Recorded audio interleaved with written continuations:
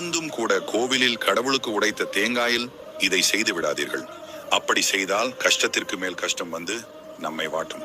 உங்களுக்கு முருகனை பிடிக்கும் என்றால் இந்த வீடியோவை லைக் செய்து ஓம் முருகா என்று காமெண்ட் செய்யுங்கள்.